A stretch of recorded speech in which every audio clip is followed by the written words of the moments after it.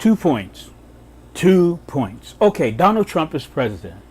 A lot of people don't like that, so they're out and they're protesting.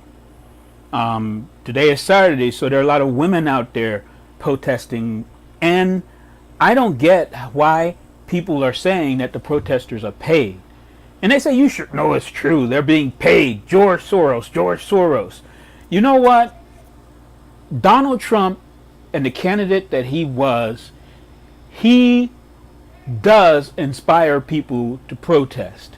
And if you ask me, I think that the vast majority of those protests are legitimate. And the protesters are legitimate. There's always a few sprinkled in there that cause problems. But if you have 1,000 people out protesting, you can't tell me that some of those protesters aren't legitimate, and you can't paint them all in a bad light because of a few protesters causing problems and causing not violence, because in order for there to be violence, a person has to be harmed. Bear in mind, damaging property is not violence. Somebody said that on a radio show I was listening to, and now it's mine. I'm going to use it everywhere. Damaging property is not violence. Second thing, Donald Trump uses his Twitter to bypass the media. So blaming the media from this point forward makes no sense. He's the tweet president, the tweeter in chief. He tweets everything. So he bypasses the media, tweets things out, and treats the media very badly indeed. So hey, you can't blame the mainstream media from this point forward or call it fake news or anything like that, because Donald Trump is bypassing the mainstream media. But there's something I want you to think about, and I want this to give you pause. I want you to think about this. America goes to war because of a tweet by the tweeter-in-chief, Donald Trump. Imagine that. Imagine us going to war because of a tweet made by Donald Trump at 4 a.m. in the morning that he finished at 4:30 and then posted a new one at 5. Now we're at war. Imagine that. I know that over the years and decades, warfare has changed. But to go to war over a tweet, that would really, get my goat. Get my goat. That's an old term too, but I think I'm going to say a little bit more, but I'm stitching a bunch of this stuff together because I looked at the inauguration and listened to Donald Trump's speech. And my reaction is, I got a lot to say. It's all in pieces, and I'm throwing it out there. I object to Donald Trump as president and fought hard to try to avoid him being in the White House. The main reason why I object to him being president and why I'm unhappy with it is because of the misery index. Let's talk about the misery index. That's how much people suffer under an administration. Every administration has a certain number of people who suffer, because no administration in the White House can be all things to all people. My main and primary objection to Donald Trump, his proposed agenda, and what I see happening, and the people I see putting on his cabinet, is that it's going to increase the misery index of America to a point where there will be anarchy, where people will protest. People are saying, well, let's wait until he does something to react. Well, that's not what you do with your health. You don't just wait till you're sick to react and fix something with your health. No, you do preventative measures to make sure that your health is not compromised. Well, the health of our nation should not be compromised by just waiting for Donald Trump to inflict damage. What we need to do is make sure that the things that he's planning on doing that will increase the misery index to an uncomfortable level, that those things are dealt with before they can happen, that they are fought before they can be put into place. And if we don't do that, the misery index will increase, and some of the things and damage that he does will be incurable. And the reason why is because the people who he inflicts that misery on will be dead. It is, in fact, a matter of life and death. Okay, it's time. It is time. It's over. All of the prognostication, all of the worry, all of the panic, everything is over. Donald Trump is now the President of the United States. So that means that he has to now do the job. All the tweeting, all the guesses as to what he will do and what his motives are, all of that will now be something that we can look at through the prism of him as president and him making his decisions. Now, everything that we think he's going to do, he's probably not going to do. But what my problem is with Trump is there's a lot that he will do. And he has surrounded himself with the people that will allow him to do it. That being said, this is where the rubber meets the road. This is where the people who were saying, well, he's done nothing yet, will see that all the while after he was elected president, he was doing quite a bit. In fact, his poll numbers showing him the least popular president sort of proves that he was doing quite a lot since election day. So, let's see what happens. I don't have a good feeling about what's going to happen with the Affordable Care Act. Yes, the Affordable Care Act, not Obamacare. I've never called it Obamacare, and I don't know who had the stupidity to call it Obamacare. Of course, people who were against it, of course, called it Obamacare, because if you called it Affordable Care Act, people would want it. Well, even with it being called Obamacare and people not knowing it was the Affordable Care Act, guess what? They still wanted it to the tune of 20 to 30 million. So, Donald Trump is the President of the United States, and he's poised to do damage. And here are some of the people that will help him do it. On defense, we have James Mattis, who was confirmed. His nickname is Mad Dog Mattis. So, as head of the Defense Department, can we expect more war? More than likely, yes. He is not the kind to shy away from a confrontation. And with Donald Trump there as president, yeah, more war is coming. Homeland Security, John Kelly, confirmed. Okay. I don't know a lot about John Kelly, but on the surface he seems like a good choice, but we shall see.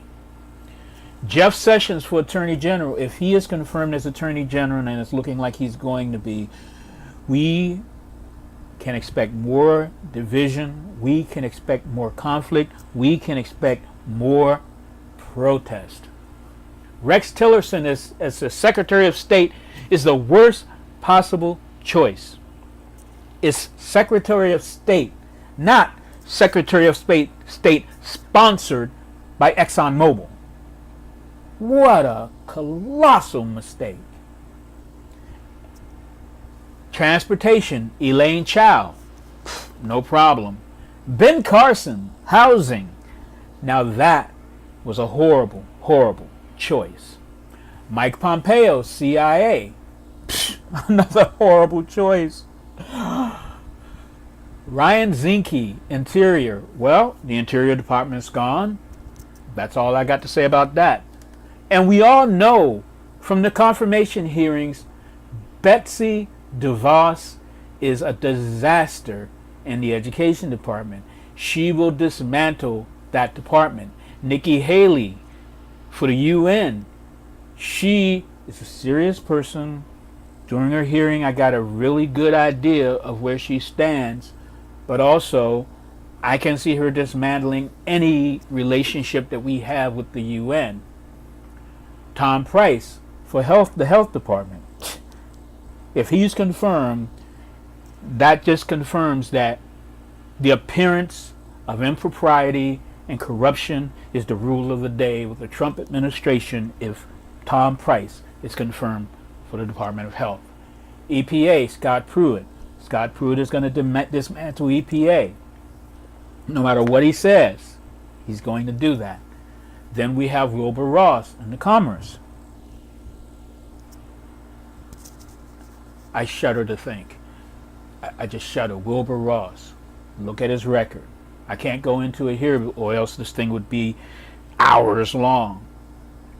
Steven Mnuchin, Treasury. That man is like Tom Price. The corruption just follows him, and no matter how much he protested during his confirmation hearing, it is true. Everything said about him is true.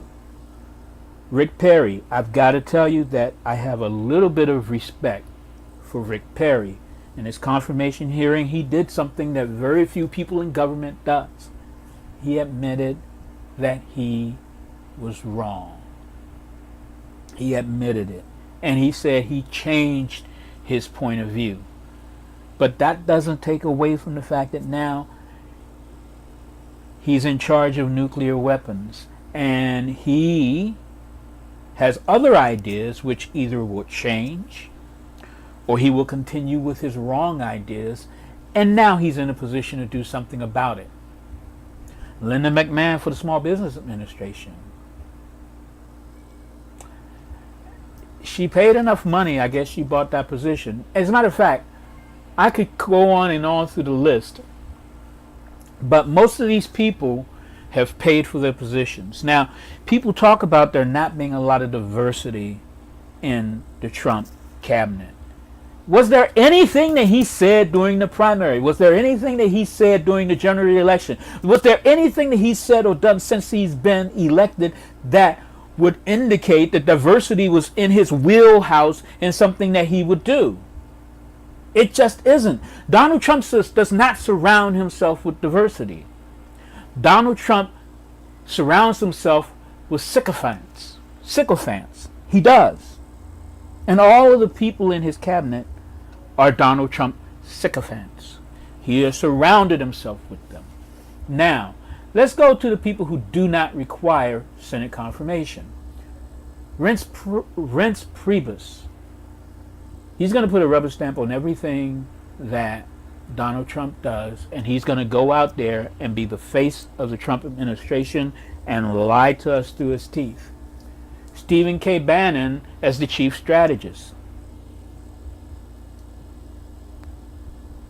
Donald Trump is a racist. Now, before you say, how can you say the man's a racist? Give him a test. Give him the racist test, which he's already had a few times. But here's the test. Have a black person confront him on anything, and he will tell them to get back to their urban area, even though all black people aren't from urban areas.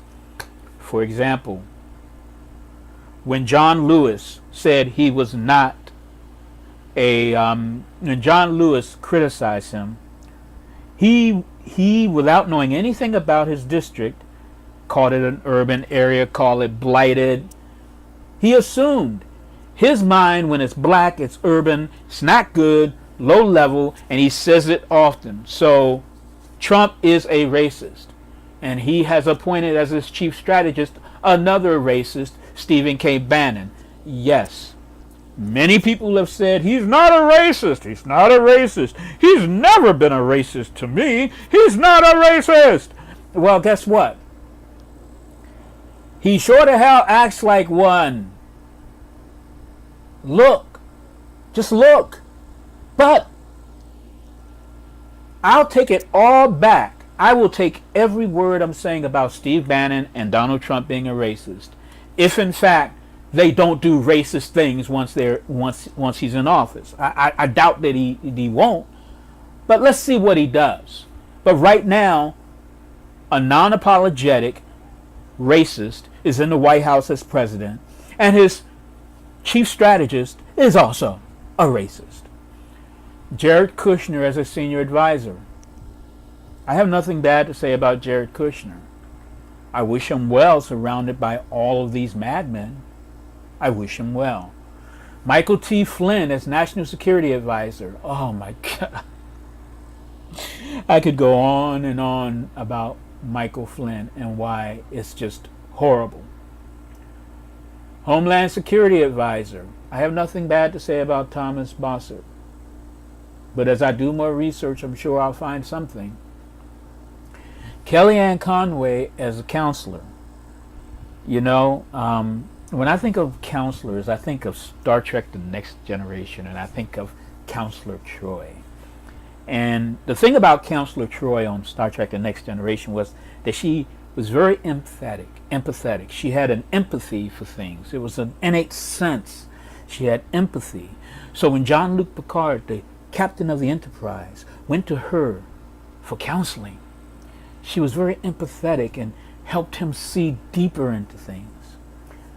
Kellyanne Conway has showed that she has zero empathy. Kellyanne Conway has showed that she will say and do anything to promote and push forward the agenda of whoever she is working for, be it Donald Trump or anybody. She has no empathy, and her clock of morality is stuck on one time. So sometimes it's right, but usually it's wrong. The regulatory czar, Carl Icahn.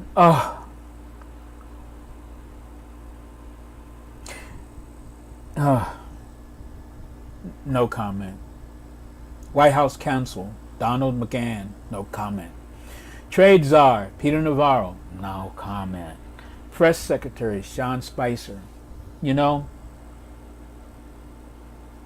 I'm going to say it.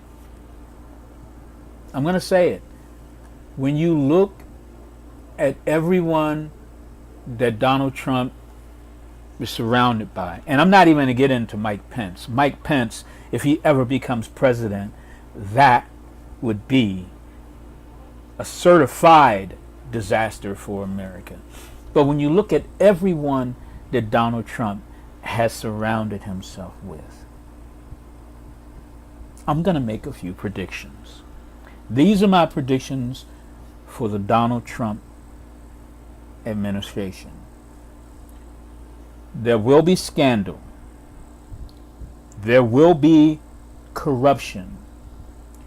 People will be brought to trial, and people will go to jail, and Donald Trump himself has already set himself up for impeachment by not making sure that his conflicts of interest were dealt with before getting into office, and he currently has no plan that would take him out of a place where he could be impeached. Well, guess what? He may be impeached, but he won't go to jail.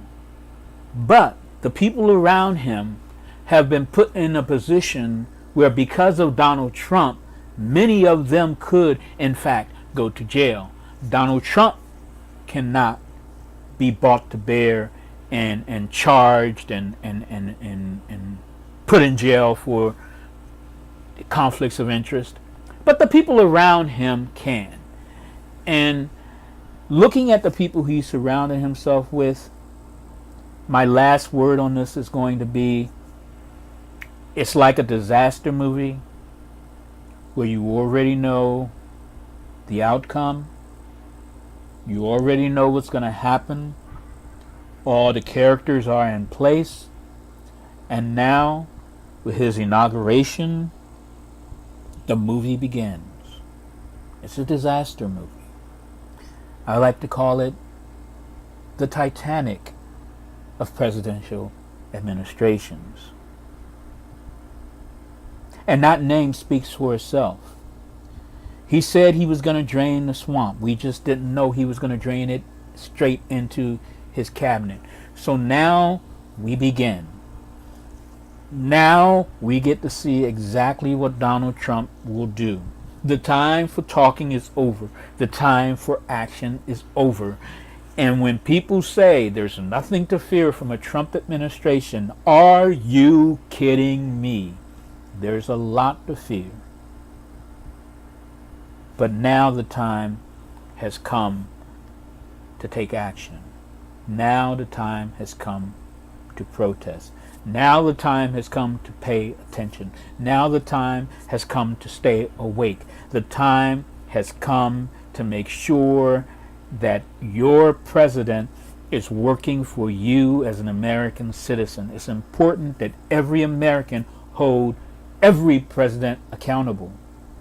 But now more than ever, it's very important that we hold our president, Donald J. Trump, accountable. And that's my random and not so random thought about our brand new president, Donald J. Trump. God help us all.